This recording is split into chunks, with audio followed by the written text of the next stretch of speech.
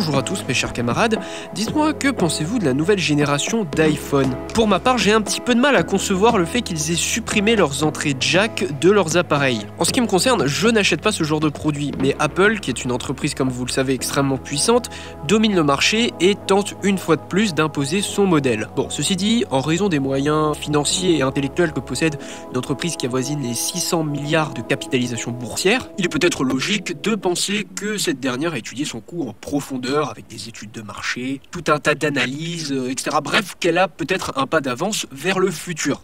Mais provoquer la disparition du jack sous-entend quand même la substitution de ce moyen par un autre, meilleur évidemment, dont en l'occurrence le Bluetooth. Mais le Bluetooth est-il à la hauteur? Quels sont ses avantages et ses inconvénients?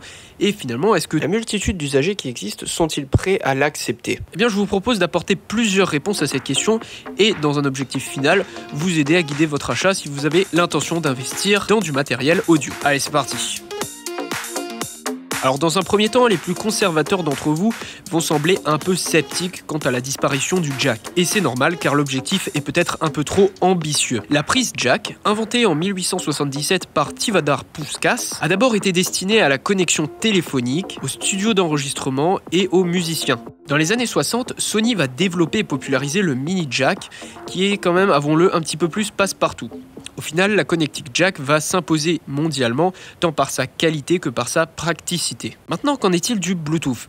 Eh bien, le Bluetooth va initialement être utilisé pour les oreillettes sans fil des téléphones, apparition aux alentours des années 96, et qui est avant tout adapté à la transmission de la voix, donc qui ne requiert pas une bande passante importante. De plus, la compression du son est à l'époque très prononcée et laisse donc un son médiocre. Mais bon, à la base, on s'en fiche, puisque de toute façon, c'est juste pour entendre la voix. Cependant, avec l'apparition du Bluetooth 4.0, beaucoup plus performant et surtout beaucoup moins gourmand en énergie, de nouveaux appareils vont se l'accaparer. Pour l'audio, une multitude de codecs vont apparaître et permettre un gain de qualité flagrant. On passe alors d'un format de 128 à 350 kilobits.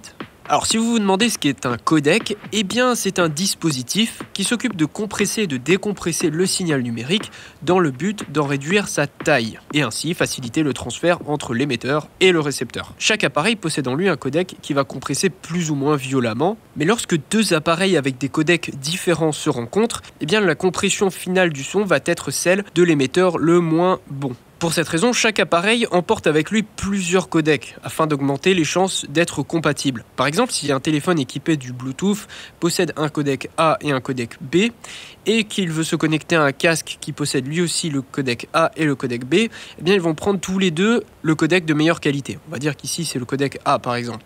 En revanche, si le casque n'a que le codec B, eh bien le téléphone va se mettre sur le codec B pour pouvoir communiquer avec lui parce qu'il ne peut pas lui envoyer des signaux qu'il ne pourra pas recevoir et qu'il ne pourra pas traiter. Et il peut arriver que dans certains cas, même si les deux appareils sont équipés du meilleur codec tous les deux, ils se rabattent sur un codec moins puissant qu'ils possèdent tous les deux pour éviter que d'autres appareils Bluetooth viennent s'interférer et perturber la communication entre les deux. Donc au final, la qualité du son est-elle meilleure en filaire? Puisque c'est ça qui nous intéresse. Après les périples qu'a connu le son, c'est la qualité finale qui passe dans nos oreilles. Eh bien, celle-là est-elle moins bonne? Les différentes compressions vont-elles être audibles en Bluetooth? Eh bien, ce qu'il faut savoir, c'est qu'en filaire, USB ou jack par exemple, eh bien, le son va passer directement de votre appareil numérique à votre casque, votre ampli, vos écouteurs. Il n'y a donc pas de compression puisqu'on n'a pas besoin d'en réduire la taille, pas de détérioration que connaît le Bluetooth. En effet, le Bluetooth n'est pas aussi performant que le filaire pour transmettre des données.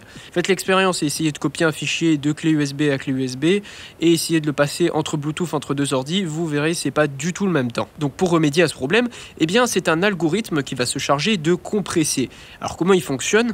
Eh bien en gros, il va sélectionner des informations qui sont jugées non audibles et va les supprimer. Par exemple, des informations qui ne sont pas audibles, ce sont toutes les fréquences qui sont en dessous de 20 Hz. Notre cerveau, nos oreilles ne peuvent pas percevoir ces fréquences-là. On appelle ça des infrasons. Et au-dessus de 20 000 Hz, ce sont des ultrasons.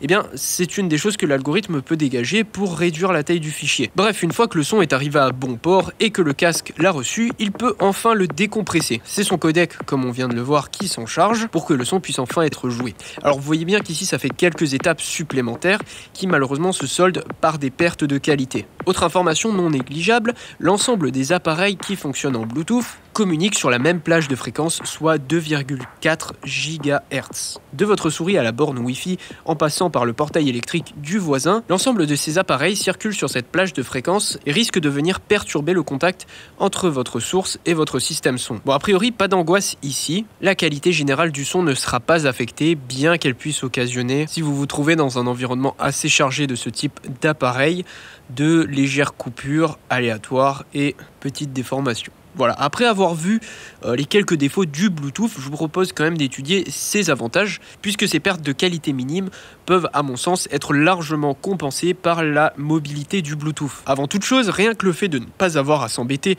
avec des câbles qui passent leur temps à faire des nœuds, eh bien c'est un must. Cela supprime aussi la possibilité que le cordon soit happé et que le câble s'abîme. La qualité sonore et les systèmes de compression s'améliorent de plus en plus, tout comme les batteries qui sont embarquées dans les casques et les amplis portables qui s'améliorent sans cesse. Bon, gardez toutefois en tête que votre téléphone utilisera plus de batterie si le Bluetooth est activé. Ouais, puis si on veut tomber dans la parano, on peut aussi se dire que le Bluetooth c'est des ondes et que les ondes c'est les portes d'entrée aux hackers. On peut aussi se dire que tout système qui n'est pas relié par un cordon est plus facile à voler à l'arraché. Bon, enfin bon, ça c'est juste pour les plus parano d'entre vous, hein, vous inquiétez pas. Bien, l'heure est venue de faire notre choix. Qualité versus mobilité, quels sont les critères à prendre ? Je parle comme un spécialiste, ça a de la classe quand même. Hein. Ça se trouve, je dis que des conneries, hein, mais... Eh ben attends, un spécialiste qui dit que des conneries, c'est un homme politique, non ? Pour synthétiser et guider votre investissement, voilà donc les paramètres que je vous conseille de prendre en compte. Que ce soit un casque, des baffes portables ou des écouteurs, le choix entre Bluetooth et filaire dépendra d'abord de l'environnement et de l'attention au son qui sera diffusé. Si votre budget est restreint, eh bien la qualité du son devra correspondre à l'utilité que vous souhaitez en faire. Bah oui, à quoi bon chouiner pour avoir la qualité supplémentaire qu'apporte le filaire qui est tout juste discernable, si c'est pour l'écouter en passant l'aspirateur, la tronçonneuse ou en copulant sauvagement. Un son de qualité supérieure mérite de l'attention, tout comme un parfum de luxe mérite mieux que vos toilettes. Bon, maintenant, si jamais vous avez de la thune en trop à claquer, vous pouvez toujours me faire un don, hein, les liens sont dans la description. Bref, tout ça pour vous dire que si votre besoin en qualité optimale n'est pas immédiat, optez plutôt pour la mobilité que confère le Bluetooth. Ce petit sacrifice vous permettra de gagner énormément en praticité dans de nombreux domaines, tels que le sport où les casques Bluetooth sont très appréciés. En revanche, si vous avez l'habitude de porter toute votre attention sur la musique et que vous recherchez absolument la perfection, alors je vous conseille d'opter pour du filaire. Mais sachez que seule votre écoute pourra guider votre oreille expérimentée. Vous devez donc essayer et comparer plusieurs casques pour vous faire un avis, et n'achetez d'ailleurs jamais sans avoir essayé le casque, vous risqueriez d'avoir de très mauvaise surprise. Alors d'ailleurs, un petit test marrant que je m'amuse à faire quand j'écoute de la musique sur internet, étant donné que ma connexion est pas toujours stable, des fois les vidéos sur YouTube sont chargées en 720, des fois en 360, des fois en 1080, etc. Alors ce que je m'amuse à faire, en fait, sans regarder la vidéo, donc je lance le chargement de la vidéo, donc une musique, hein, et une musique de bonne qualité, si possible d'un bon label, pour être sûr que le fichier de base soit d'une bonne qualité. Et ensuite, je change de page et j'essaye de reconnaître si je suis en 360 ou en 720. Parce qu'il faut savoir que sur YouTube, 720 et 1080, la qualité sonore est exactement la même. En revanche, entre le 360 et le 720, il y a une différence. Et si vous arrivez à faire la différence, c'est que déjà, vous avez une oreille qui est quand même assez expérimentée. Donc voilà, je vous incite à faire le test. Voilà, donc pour clôturer cette vidéo, eh bien, je vous propose de vous donner mon avis de musicien et de compositeur.